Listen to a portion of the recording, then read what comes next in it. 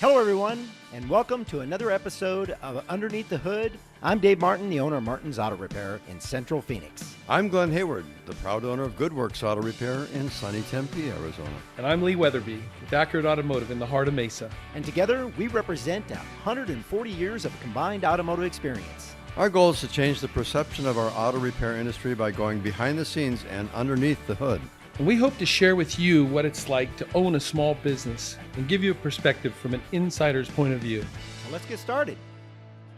Well, hello, good morning, guys. How's it going this morning? David, Really Lee, good. Great Really to be good. with you guys. Good to see you, man. Another great day at Podcast Land. And Tell you what, Arizona's a pretty nice place to live. It's hot. It's a pretty nice place to live. yeah. You know, I really look forward to these podcasts because we get some information out there to consumers that they probably would never hear anything about this anywhere else and get the real truth and the real heart of, the automotive industry. For the honest shops that are out there, we are really trying to help you save as much money on your vehicle by doing the right repairs, by using quality parts, by doing things the right way, by honesty, transparency, digital inspections where you get to see things for yourself and understand. That is such a big part of why we do what we do and why this podcast is very important to the public out there, because there's a lot of shops that don't have those practices. Glenn, that was well said. Did you read that? Did not. That's my heart. That was really good. And you know what? That's our. I like that. His wife told him. Oh, My wife made me do it. I got to be honest with you, man. Hey, well done. Yeah, well done. Yeah. But that's true. The I three of us, believe what you and said. there are thousands of shops around the country that do things the way that we do them. You bet. With honesty, with integrity, with digital inspections. They let the Customer-minded. customer see or hear what's going on with their vehicle before we try to sell them a repair or parts or whatever. The interesting thing is, it's funny because I had a guy ask me the other day. He says, "Lee, you're kind of getting up there. You're getting old. When are you gonna ever retire?" And I said, "You know what? Told you we're getting old. I tell him thanks a lot. That was his exact words. I says, "What is it showing?" Yeah. He says, When his wife tells him that, I told him, I said, "You know what? I still love what I do. I get to go to work. I get to, engage with my customers. I still love the people that come through my door. And I will tell you what, I can't, I don't, do I want to retire someday? Probably. Yeah. But you know what? Is it like my top focus? No, when it happens, I'll probably have something else to do, and I'll still want to engage with the public and the people and, cars. I like it, guys. Unfortunately, it's in my blood. Well, you know what I mean? I got motor oil in there. Well, and here's what I would have told him. I would have said, yeah, I have a GoFundMe account for my Botox. Make me look a little bit younger. I see. I'm afraid of shots. So I've been working personally in this industry for 53 years. Yeah. And I feel like Lee, it's like, I love what I do. This is one of the most crucial and important industries in our country. It really is. It's easily in the top 5. Well, because everybody, they rely on their cars. they rely on their vehicles. They count on them. Well, These are More tools. than any other country in the world. Well, and here's the America thing. loves Here's the their thing. cars. We fix cars, but actually what we do is we solve people's transportation You problems. bet. And so we do a lot more than that. And to Glenn's point, that's 100%. And one of the things is, speaking of old Glenn, Old and Glen in the same. I know Yeah, where yeah, you're going. No, Yeah, tell us yeah. about this history. Yeah, there's a day in history in here, and it's like 1927. We just want to know how it was back then. Can you tell us? It's great times, man. 1927 was a breeze. Life was easy. Okay. Yikes. Thanks, Dave. Hey, you look good for your Thanks, age. You look good for your age, Glenn. Yeah, I love you guys. On this day, though, in automotive history, in May 26th of 1927, Henry Ford and his son Edsel, now there you go. Here we go. This is where the car called the Edsel came from. His son Edsel drove the 15 millionth Model T. Now think about this. They had sold 15 million cars in 1927. That's amazing. Think about the population of the United States. I don't know what it was back then. I'm sure that Olivia could look it up. What was the population? About 15 million Model Ts were sold. The 15 millionth one came off the line. So this marked the symbolic end of the Model T production, one of the most influential cars ever built. Thank you, Henry Ford. That's incredible. That is incredible. I never heard that before. That is amazing. And I didn't know that his son's name was Edsel. Well, the Model T was influential and still is today. I mean, if you ever go to car shows and see them, and they're restored. Come on, man. Yeah, I want one. Well, they're gorgeous. Back then, that was technology. Yeah, that was high tech stuff. But 15 million. I mean, that's hard to fathom. That's a big number. And wow. I mean, there's 15 million of those that were produced. That means somebody owned 15 million. Lee, you've got a great quote coming up. I do. And this is one of my favorite men of all time, Warren Buffett. But it says, "Do not save what is left after spending, but spend what is left after saving." Ooh. I like that. Yeah, I'm sure Dave like Ramsey would be all over that. He's probably quoted that, Warren Buffett on that many times. And Warren is obviously one of the most wealthy people in the world. And if he lived by that, that's how he got there. That's how he got there, yeah. Well, you know what? It's just a little bit of discipline, just like almost everything else that we do. And that's going to lead us right into our topic for today. Okay, so Olivia just sent me the thing there. In 1927, there was 119,038,062 people in the country. Think about and so 15 million of these vehicles were made, and not everybody could afford these cars. You know that was the other thing. I mean, not everybody could afford a Model T automobile. Being that had just come off the assembly line. Yeah, crazy. 119. I'm thinking the price tag on those was like $700-800. They weren't. But back in the day, that was a lot of money. That was a lot of money. Yeah, that's chump change now. You Yeah. wouldn't think twice about buying 10 cars at that price. But well, here's the interesting thing. We're talking about a little bit of money management and a little bit of discipline and stuff like that. And I think that leads us right into what we're looking at as far as how people are buying cars now. And how they're doing it, and what they're spending to do it. Well, and to your point, a minute ago, you just said that they paid $700-800 for a Model A. Well, that's a monthly car payment, and that's probably a cheap monthly car payment in today's world. I think nowadays car payments are upwards of $1,000. Yeah, they are. They're right around $1,000, and then what they're doing with these cars. But the average car nowadays, if you take an average of all the cars out there, it's like 40,000. Wow. So then. No. I think our average median price of a car is 56. Yeah, it's running between $48,000 and $55,000. Yeah, the median price is over $50,000. Yeah. Because I know there's that might have been an old number that I heard, but But also, look what they're doing with the months. How many months you can have? Pretty soon they're going to have themselves 30-year loans. Yeah, but a car really. You look at a house. They would if they could. I'll bet you they would. But you look at a house and property is more of an asset. When a car, you buy a car, drive it off the lot. If you drive it around the block and pull it back on that lot, they're going to give you less than what you paid for that car. It's a liability. And the thing of it is, particularly for this podcast anyways, they're talking about how long, the length of the terms, and they're giving 84-month loans. You guys, 84 at a record, months. Think about that. At almost 23% interest. 22.9% interest. So if you, to your point, you drive that car off the lot, drive it around, and drive it back, they're not going to give you the same dollar. In other words, it's not like a whoops, I decided I didn't want to do it. That was a $3,000, $4,000, $5,000 test drive. Yeah. So that was not a whoops. That was a big error. Yeah. Well, I call that a liability. And let me give you some stats here. 1 in 5 buyers, their car payments about $1,000 a month. Wow. Over $1,000 a month. See, then here's another stat. The average cost of a newer car in the U.S. officially crossed the $50,000 mark as of 2026. So over $50,000 for an average cost of a car. So you guys were closer than I was. But first quarter 2026 data from Edmunds confirms that 84 months or longer, auto loans reaching a record 23% of all financed new car purchases. Now, that's a quarter of all the cars. Staggering. Yeah, and what you're doing is the thing of it is and how many times have you heard this from? I have personally from our clients, is that they get a car, they got a huge loan on the car, they either wreck the car and they don't have the proper coverage, so then what they end up doing is having to lump that into a newer car, or they trade it in on another car. They go upside down real fast. And then they go upside down, and now they've got a $30,000-$40,000 loan on a car that's worth about $15,000.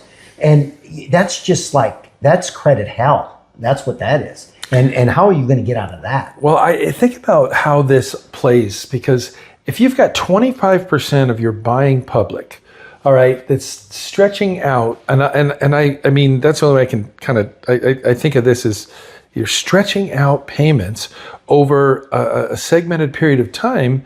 You're spending $1,000. First off, that's mind-boggling. You're spending $1,000 a month on a car for 84 months, 8 years. In 8 years, that car does not have the value. Now, you said that the interest was what, 23 to 25%? Mm-hmm. That's a lot of money in interest. So the car costs what it costs plus 25% more. And that's compounded. So you're really spending 50, add 25%. You know what I mean? And here's something. Wow. Here's something that gets added on. That's It's in here, but it doesn't mind-boggling. say what it looks like. Insurance. So you buy insurance on a car when you have, no matter what kind of car, but when you have a car that you're making payments on, you have to carry full coverage. You bet. I mean, you can't just do the minimum. So the insurance is more expensive. Tags are more expensive. Oh, it's 3 times way more more expensive. Right, but so I tell people this all the time when they want to go buy a new car. I tell them, call your insurance agent, find out what it's going to cost to insure the car, and then figure out what the tags are going to cost. Because the thing of it is if you can afford the car payment, but you can't afford the insurance, it doesn't do you any good. No, but it doesn't. according to Axios, over 25% of trade insurance already carries negative equity. Wow. So this is somebody that has bought a car. They now are tired of the trading it car, in. ready to trade it back in, and So they have negative equity. So they're upside down. Yeah. And that makes sense. Listen, it's the really math would dictate that. But you know what? And here again, think about how our society has been coached and counseled and all the things you've heard, right? 30-year loans are good on homes. Warren Buffett would tell you never, because think of the money that you pay. Think of the money that you pay. And I'm not saying you shouldn't do it initially. I'm saying they've given us all kinds of tricks and strategies over that period of time to be able to pay those things off. And save they're talking about hundreds of thousands of dollars. About 40 Now we're- loans. Well, and think about this, guys. Here's another thing that just really triggers me, I guess, is that when you go in to buy a car, all they want to do is tell you what your payments are going to be. Right. They don't want to tell you The cost. the cost of the car. Well, then they want to sell you an extended contract insurance. Yeah. That's what now that's a whole other rabbit hole we could go down. Oh, no, but I mean, it's ridiculous. But what happens is, at the end of that, when you start to do the math on this thing, Oh yeah. you start to do the math on this. It doesn't. Right. So It doesn't compute. Right. So let's just say you bought a $50,000 car, because we're talking that's the average, right? So you bought a $50,000 car, and by the time you're done paying it off with the interest and all the other fees and everything that goes into it, now you paid $75,000-$80,000 for this car Easily. and the car's worth. You're lucky if it's worth $25,000. Right. So the point being is you're right. Being upside down in the car is the worst thing you can do, and that's why when you get an opportunity to either fix the car that you have, but that's where people need to find a good service provider to give them that information. Do the digital vehicle inspections like we talked on another podcast, and we want to make sure that we steer you down the right direction, because the last thing that we want to do is get you into a huge payment. And I got a guy that I know that he's in one of my groups that buys and sells cars, and he works with the credit unions.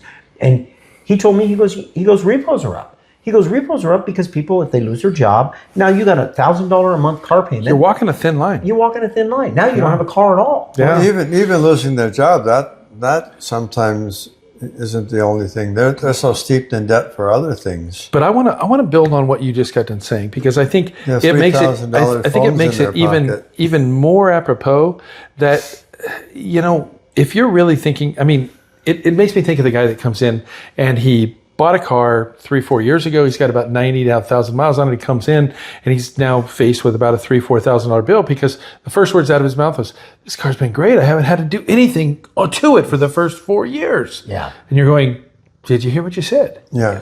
Did you collect what you just said?" There's maintenance that you've missed along the way.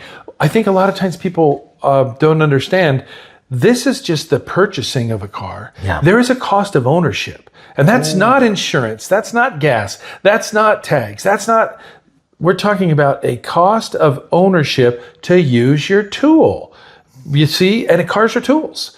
And so it's like when you add it all up, really think about how beneficial it is to have just a service provider that cares about you, cares about your car, wants to point out for you strategically how you could maintain this vehicle to not just get from here to here. Because this is what the car companies want you to do. That's why they put in their guides. Change your oil every 15,000 miles. Do this and do that and do this. And if you follow that program, they're going to help you wear your car out. But if you actually say, "This is what I'd like to get, and now work with us, we can help you get down that path." And the key to it is you can avoid a lot of these type of issues because, listen, you guys, 25%. And then there's still people losing their cars. That's huge. I guess the thing that really, really got me was when I looked at the bottom of this. What happens nowadays, and you were talking about this earlier, you have a guy that has a body shop. And when cars go into the body shop, do they come out? Well, and let me give you some stats here because I got some stats here on that particular subject you're talking about. Is 20 years ago, 8 to 12% of the vehicles were totaled when they were in accidents.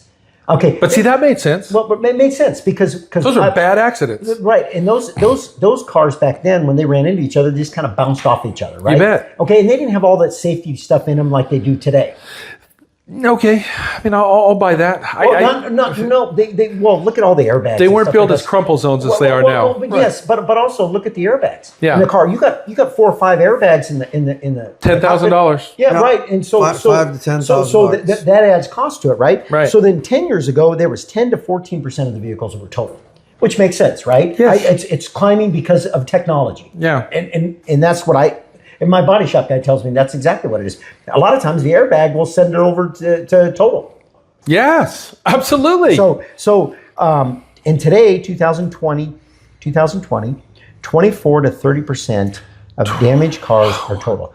And once again, 25% of the cars almost a third. they get into an accident. And that doesn't surprise me because, like I said, my friend's a body shop guy, and he tells me that. He goes, "Oh, they're definitely totaling more cars than they ever used to." And to your point, you're right. They have designed the cars so when the impact happens, the driver doesn't take the impact, or the passengers in that car don't take that impact. Yep. Yeah. But crumple zones. The crumple falls zones, they crumple. So more damage is done to the vehicle. Yeah. So there and then And it's either irreparable or it's so expensive it's not worth it. It's not cost efficient there you go. anymore. Hey, I'll give you an example. My daughter. They built the metal to fold.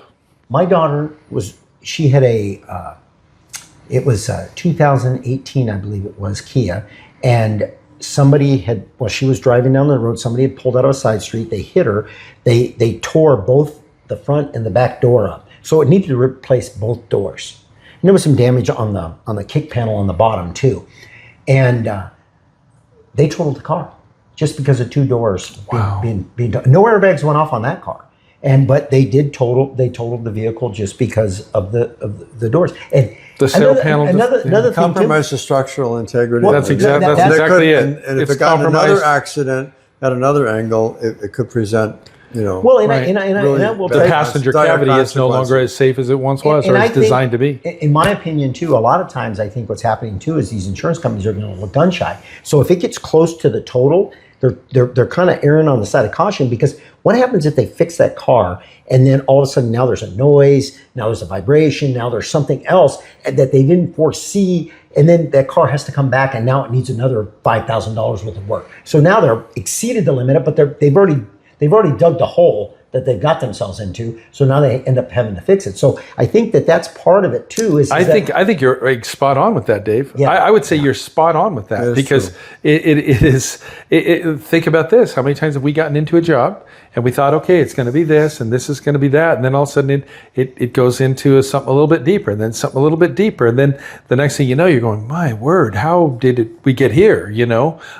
And yet. That is spot on with what's going on with some of these cars, but it really makes us beg the question: can we afford the automobile? I mean, I can tell you guys, $1,000 a month is a lot to pay for a car, and I don't know that I love a car, and I love cars, but I don't know that I love a car enough. That's a house payment for me. Oh, you know yeah, I mean? 100%. We all drive older cars. Yeah, I do, and I love it. And I mean, I fix them. I mean, I'm fixing my wife a BMW right now. It's the dumbest thing I could have ever done, but I can tell you that, I did it because I wanted to. I like the car and I wanted to see it through and I wanted to restore it and have that. But it's certainly, even if I was to go buy it, I would have to spend more than that. You know what I mean? If I was going to go purchase it, and I would never do that. I would never do it. But to take it and restore it, I would do that. Well, and that's what we're talking about with people in their cars. If you will keep them, you know what I mean, a little bit longer. Because I heard an old adage one time, and it was just this: pay your car off, and then continue paying yourself the car payment for the next 5 years. Okay, and then completely maintain that car over that period of time. Use that fund. You know what I mean? To maintain the car. At the end of that 5-year period, okay? And people are keeping their cars longer anyways. At the end of that 5-year period, you'll have enough to go pay cash for a car. The positive side of having a little bit newer car is their survival rate has definitely increased from, let's say, 2006, 20 years from now, 20 years ago, I should say. The survival rate has definitely increased. So there's more safety. We all know there's more safety. The way they do the seatbelts, the way they do the airbags. There's so much. And we had talked about this earlier. The way the car crumbles, the driver doesn't take as much of the impact. So there's definitely is some positives to the newer cars. We've learned a lot over the years. But we're talking about what a cost of a vehicle is, and it's just gotten so astronomical.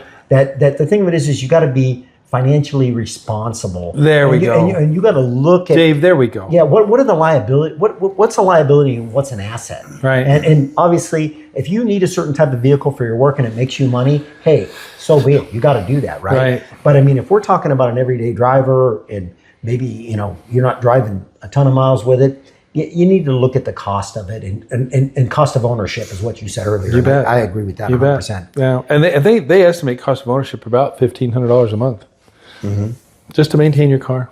Yeah, and I believe that. And you won't have that every month. That's the fallacy that some people think is, well, it's every month I'm going to have that. No, that's not true. But if you go back to the date, 2006 to now 2026, and you kind of factored out what you should spend to maintain it and keep it on the road and keep it into what we're going to call top-notch running condition, it would average out to, $1,200 to $1,500 a month, you know what I mean, thereabouts. It means at certain times you spend a lot more than others, and not so much other times. But I mean, with tires and brakes and normal routine wear on items. The key to it is I love your point about being fiscally, financially responsible. Yeah. Because, boy... Do your research. Yeah, do your research. Because, boy, I mean, this was staggering, but I think it was great for us to be able to present this information to our audience because when you're talking about 8 years in a car loan at an really expensive rate... Well, and the depreciation of the vehicles really is going to kill you. It's not like the car is you add the two of those up, man, you're just throwing money down a deep black hole. Well, and the car is devaluing, and your payments are not catching up with the devaluation. If anything, they're escalating. Insurance keeps going up, and you have no control over it. Whether you've had an accident or not, they just take the median price of what they're spending on accidents and incidents and whatever else that happens in people's cars, and we all pay for it. We all pay for other people's negligence, recklessness, whatever it is that keeps making the insurance. And no matter how good of a driver you are, your insurance is going to go up because of all the people who. Well, guys, don't follow the rules. We got to call this, but I'll tell you what, it's been a great podcast, and I think there was a lot of great information in here, and I really did like, and I was kind of surprised by a lot of this. I was as well. Too. I was as well. It's Guys, shocking. I mean, I would hate to be a young person right now just starting out and not have all of the We things. need to do a podcast about used cars and how they can get really good used cars. Absolutely. Absolutely. That'd be a great podcast. So How until to choose the right then, used car. definitely, guys, it's been great. I look forward to doing another podcast soon, and we'll see you guys all later. We'd love to Thank have you you. guys subscribe to the podcast Underneath the Hood, and click us, like us, and subscribe. It's free. We'd just love to have you aboard. Apply the information. That's the best. Yeah.